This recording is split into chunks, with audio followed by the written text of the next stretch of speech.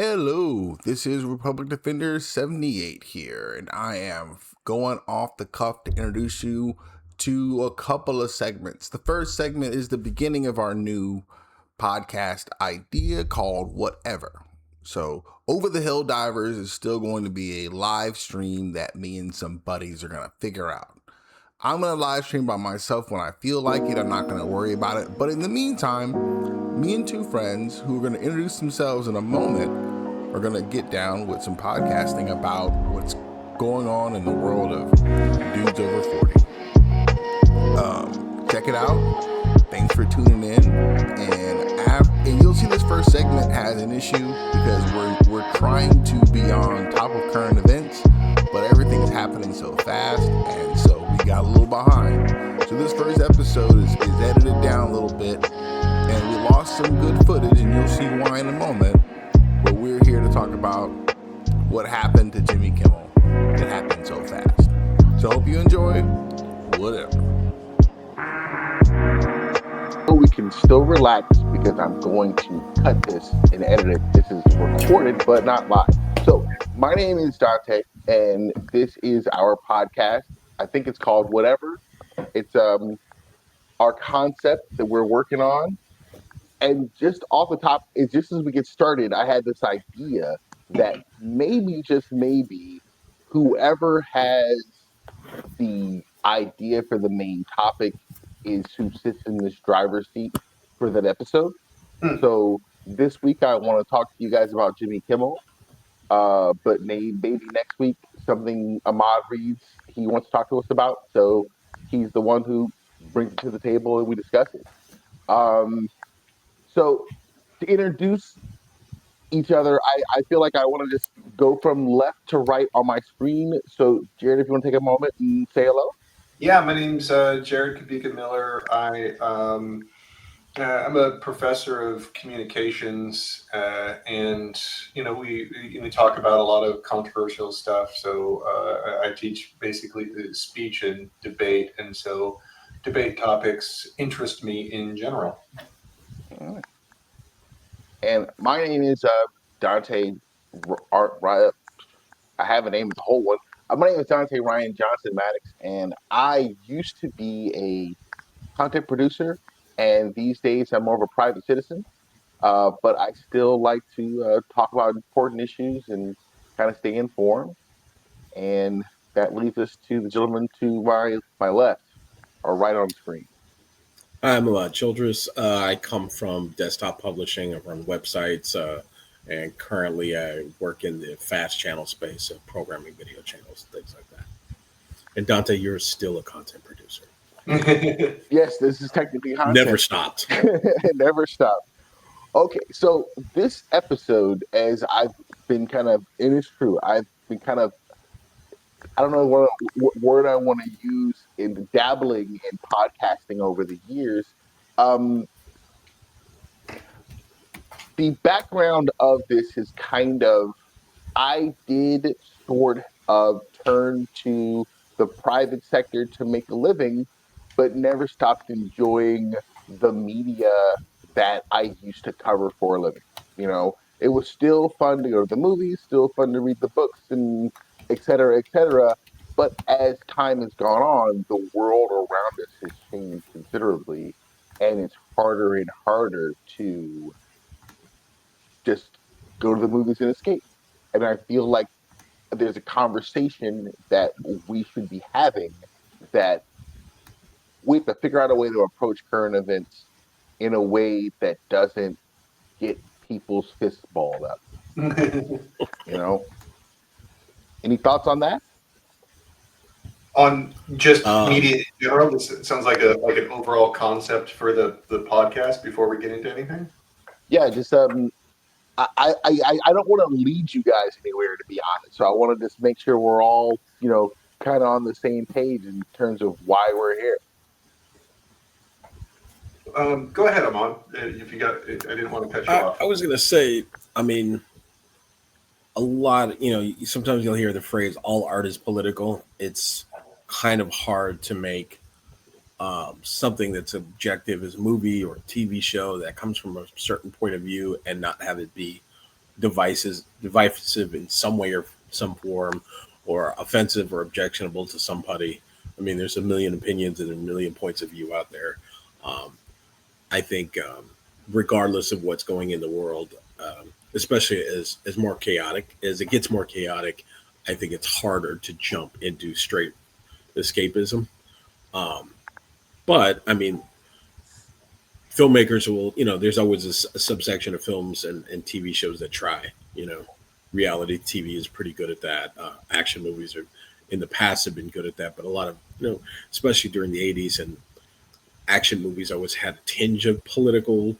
Um, they reflected the politics of their time. Like, you had the Death Wish movies in the '70s where people were, seemed to be worried about crime, or you had um, action movies of the '80s, which either had to do with crime or a lot of times had to do with something that was going on in the Middle East. See Robert Forster and the Delta Force, that kind of thing. Mhm. Yeah.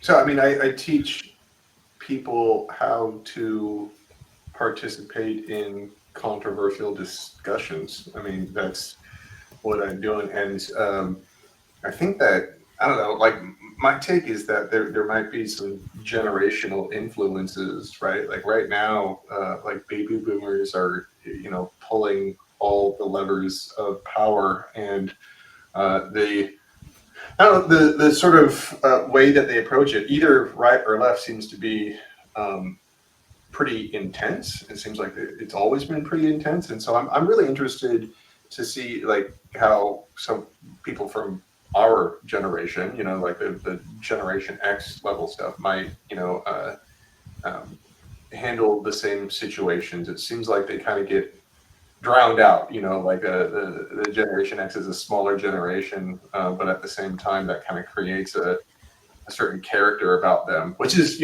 why I suggested the name whatever, because Whatever. Yeah. yeah, it seemed like the catchphrase of our day. You know what I mean? And it was that because I don't know when people coined the term Generation X, they were basically saying that it was a lost generation, and we had all our criticisms that a lot of millennials experienced when they were coming up to about how they're like black. Something you can't solve for. Yeah, yeah, and so I'm what I'm really hoping is to approach these discussions much like I approach how I teach debate, which in the first lesson we go over is about um, you know uh, thinking about the other side, and like coming to the agreement that the other side isn't dumb or evil or something like that first. And so this first topic seems pretty appropriate for that as well. Yeah, because one thing I kept thinking about is one, it's the politicization of media that makes it toxic because you're the pearl clutching, and we're going to get into detail, but like precisely, Jimmy Kimmel is an excellent example of our sudden inability to understand our where our relationship with media actually is. Like I feel like you have so much political rhetoric, and part of the reason it becomes rhetoric is because it is bolstered by one or two opposing news channels that amplify whatever you're saying so that you can get momentum towards whatever your cause is, good or bad. But at the same time, you're getting into the practice of kind of whipping people into motion. But over over time, that becomes exhausting, and your average everyday person becomes unable to determine like the severity of any particular call to action. Mhm. And so I feel like while you have your late night host come on and they're commenting on current events and they're telling you things that they feel that are very very important to them, for decades now we've had that commentary be followed up with, but it's all going to be okay. Have a good night. I'll see you tomorrow. And then suddenly, Jimmy Kimmel, after Stephen Colbert, is straight up fired for not even really saying it. Mhm. And it's like, you can't, you, because we've been playing this dangerous game with politics and media for so long, we, we, we forgot that, excuse me, in some way, Jimmy Kimmel was supposed to be like the canary in the coal mine, like a barometer of, you know, are we able to say what we need to say politically? Is the First Amendment firmly in place? You know, like where are we now? Is he still the canary in the coal mine? And if he is that canary dead? I Yeah. think one thing that you kind of touched on a little bit. There's one thing that's different about this time than previous generations is that the when you were talking about like getting people whipped up into a frenzy, the voices that would come from, the voices from the fringes, the voices that from the extreme, the voices of the far sides of the political spectrum, those voices used to live in newsletters and radio and in events and not on places with mass distribution. Like if you wanted to listen to Rush Limbaugh, you had to turn on the radio. I mean, Mhm. he came to TV later, but that's Hmm. where you heard Rush Limbaugh. You want to hear conservative radio, you went to AM radio. You wanted to hear left leaning radio, you had to go to a Pacifica station or later Air America. Like the Rush Limbaughs and the Tom Hartmans and Rachel Maddows of the world were not on TV. They weren't in places where millions of people saw them. They were in places where a lot of people heard them on the radio, but not, it wasn't as broad as before. The other thing you have is social media and specifically YouTube, where people can monetize fervor. I mean, that's what it is. You have like in the space of like just general entertainment. You see all of these YouTube channels, and it's I can throw a rock and hit 15 YouTube channels that can talk about how much they hate Kathleen Kennedy and are all kind of MAGA adjacent in the way that they look at how the films are cast and how the storylines work out, and that's all a monetization strategy as much as it might be their personal opinion or not. So I think the megaphone has been given to everybody as opposed to the megaphone just being okay. We have our late night talk shows. You have your Leno and your Letterman, and later your Kimmels and your Seth Meyers, and they talk about general interest pop culture topics and politics and things like that. They're not particularly biting or stinging. You know, they might throw some jabs here and there, but nothing serious. Kimmel is a little more on the sharper end of that. Colbert is on the more sharper end of that. But for the most part, are on the Fox side, Gutman, sharper end of that. Um, but you didn't have a thing, you didn't have a space where people were kind of concerned about not being, able to broadcast anymore. But we'll probably touch on that later. There's more Yeah. than one thing at play there. It's not just politics. You're Yeah. right. The So it used to be pretty well known that television as a medium was known as a moderating force, that you'd be able to tell people's political leanings about like how far left or right they were. Well, in particular, how centrist they were by how much television they watched. You would be able to like say, okay, like how many hours a day do you watch television? All right, well then more than likely you are, a centrist or a moderate for that. And um, now if you measure how much people engage the internet or are on social media, it's a measure of how radical or fractured they are in their opinions, one way or the other. It's not as centrist. I mean, people like Neil Postman wrote a book in the 80s called Amusing Ourselves to Death. One of my favorite books. Really good sort of observation about television's effect on public discourse and stuff like that. Yeah. Something that Ahmad said a minute ago got me to thinking, like, okay, so it's one of those things where we didn't see the danger of recognizing that there were groups of individuals who, at the end of the day, could be exploited. You know, you mentioned before in the 80s to find Rush Limbaugh, you had to go to AM radio. But I remember that as we were leaving the 90s, we were becoming aware of an alarming push by private people and like individuals who decided they want to buy their own newspaper and then buy their own television stations and then start buying their own groups of television stations. And at the time, their argument was that the liberals had control of traditional media and there needed to be a counterbalance. And I felt like we've been seeing a response to Kimball's firing saying that ABC has been capitulating and that other organizations have capitulated instead of fought back.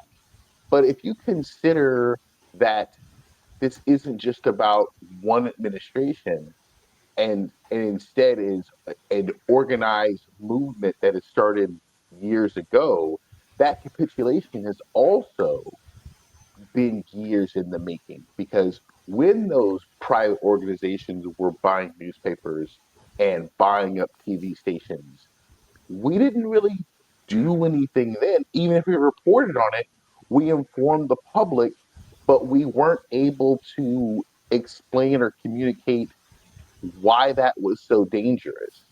And now, because the way we've created this news cycle, no one ever points out that through line of, well, it started when they did this, and they did this, and now we're here. I, Mhm. I kind of, I kind of wish we could always establish that context in news because I feel like right now, um, I'm kind of going off on a tangent too much, but I feel like right now the news itself should stop assuming that we all know the same thing and decide that they have to be more educational on every topic.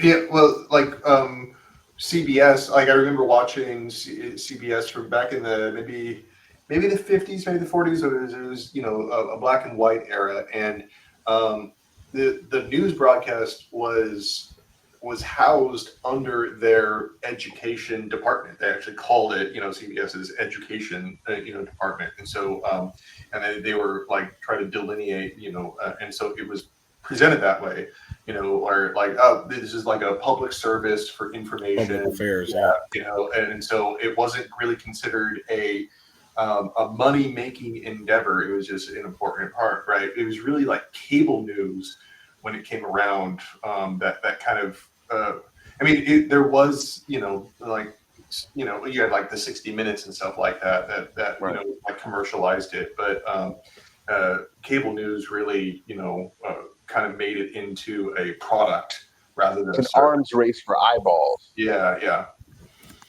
I And mean, what just you the see need on for a cable is 24-hour news service was like people like when CNN came out, people were like, "Who the hell is going to want 24 hours of news?" Yeah, Ted yeah, Turner, it was a Ted Turner was convinced that he could make money. And to me, like it's okay, so this is a good segue because I want to kind of like talk about the fallout because one of the things that happened that I didn't anticipate happening so immediately was that Disney lost like $3 to $4 billion in revenue mm, from cancellations of not only their subscription services, but also like people canceled like resort uh, bookings and like you name it. that's their honeypot. Right. And so the reason I thought that was alarming is because of the greater context. Stephen Colbert's show was canceled because the greater overall context was that that part of television has been bleeding money for years and there has been no fix in sight. And I buy that because in off years, when we're not worrying about the administration meddling in their affairs, SNL has been scrambling to figure out how to keep the lights on because that time slot for every channel on network television has been the Wild West for a while now, and so they've been moving over to streaming, trying to figure out how to make money there. But the truth is, all the streaming platforms aren't exactly in the black either. So I was a little surprised where if Kimmel and those guys are underwater, where is the where are the numbers on the backlash? Like it's like, is it naive to be surprised that that was the response? I think Sorry. there's also another thing going on too, where that's been going on for a while, is the fight between the network groups, the station groups, and the national kind of administration of the channels and the local channels. So news on the local side is a super lucrative place to put ads. You have the nightly news, you have the evening news, and those are where your local car dealership ads. Those can't go national. You're not going to send somebody from Kansas to on in front of Kimmel and across the nation. So all your local ads go there. Those are profitable. So a lot of times, the local station groups like those news hours, and then they like having a lead into them, and having they have their friends and their must-see TV stuff, and that leads in and into the nightly news where they can sell all these ads and do this news programming, and then they keep them around by having these late night shows. Late night shows demos are changing; they're getting a little older. They're not growing. In a lot of areas, they're shrinking. So there's been a little bit of back and forth, like the whole Leno switching to 10 o'clock thing was kind of the start of that, where they had that weird period where Leno was like, well, Conan can keep the show, but I'm going to do a pre-show before that. And the station was like, you're messing up our system here. So there's the monetary thing that's going on, and then there's the political thing that's going on. And a lot of that pressure, and also, all of these shows, these evening late night shows are expensive. So, the network groups are, the networks are like, hey, if we can offload these shows and not have to do them anymore, like this is a twofer. Like we concede to the administration, okay, we'll pause the show or we'll do whatever you want for right now. Oh, we'll get rid of Colbert, we'll get rid of Kimmel, but also we're going to save a buttload of money. And then the station owners are like, hey, we can sell local ads in those hours and put some kind of local program that's cheaper on at the same time. Like it's a win-win, and there's the political layer, but there's also a financial layer, and they're not exact, and they're kind of in alignment, which is why I think it's happening. If they weren't in alignment, you would see more friction.